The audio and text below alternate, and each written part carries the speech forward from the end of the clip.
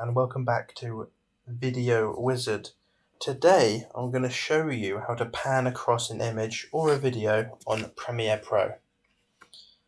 So, whether you have an image or a video, it's the exact same thing. Okay, I have an image already loaded up, and I'm going to show you how to pan across. So, first things first, you want to select it. Okay, you want to select it and then head over to Effect Controls. If you can't find Effect Controls, head into Window, Effect Controls, and make sure it's ticked. If it's unticked, it won't show up, okay?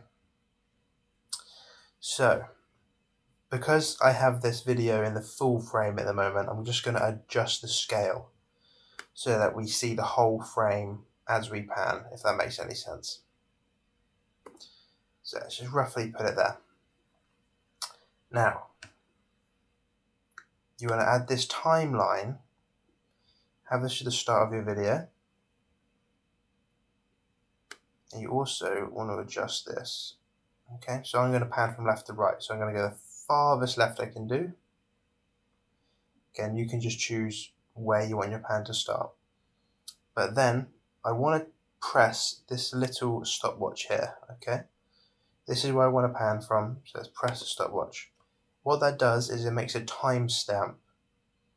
So there's no others at the moment, so it's going to be constant. But it's going to start at this timestamp, this position, and it's going to stay there throughout the video. So what we need to do is add a second timestamp. So let's go to the end of the video, roughly thereabouts, just so we can see that frame still. Then simply adjust the position. We'll go furthest right we can. And then just let go, and you see another timestamp has came up here. And essentially what's going to happen is as this video plays out, Premiere Pro is going to move to the other timestamp, so you're going to get a nice pan like that. You can also add as many timestamps as you want. You can add one right in the middle if you wanted to maybe say go upwards as well.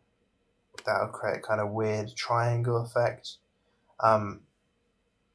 That's literally it. That's how you pan on a still image or still video, if that makes any sense. There is one with scale as well, so if you wanted to zoom, you just add a timestamp. But what we've done with position, you do with scale, and that will add a zoom, de-zoom, whatever you want to do really. And yeah, that's literally how you do it. It is that easy.